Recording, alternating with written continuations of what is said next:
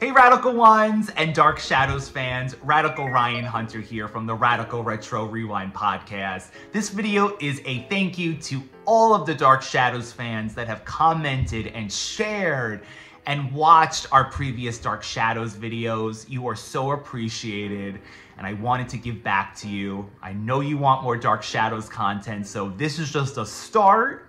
And then in the new year, look forward to all new Dark Shadows videos. So keep in mind, this video I shot during the Christmas tour this previous week inside of the mansion. It is gorgeous. Every room is basically decorated in Christmas time feels.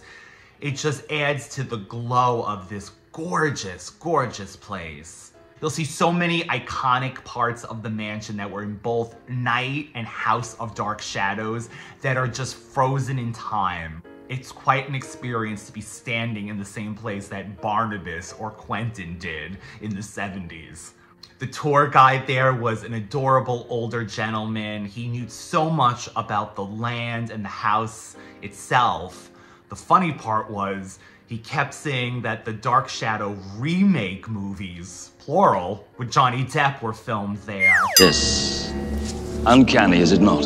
Especially since in their gift shop, they sell House and Night of Dark Shadows, Jonathan Frid postcards, Catherine Lee Scott postcards, shirts that say House of Dark Shadows, hats that say House of Dark Shadows.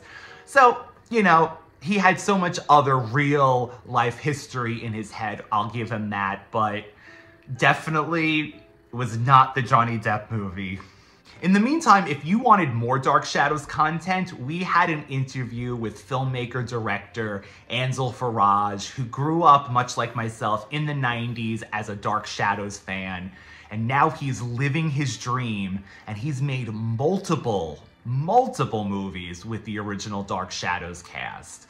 I think it's a great interview if you are a fan of Dark Shadows, and I will leave that in the description box below. I also highly recommend the Dark Shadows Christmas Carol, which was a virtual presentation of the classic story done with the original Dark Shadows actors. Ansel was involved with that as well. I also want to acknowledge a question we had gotten on one of the videos asking why the greenhouse was not restored on the grounds. With that in mind, I asked the tour guide and he said basically that the amount of money it would take to restore the greenhouse would be astronomical, and if it's done all with donations that they would possibly never get it.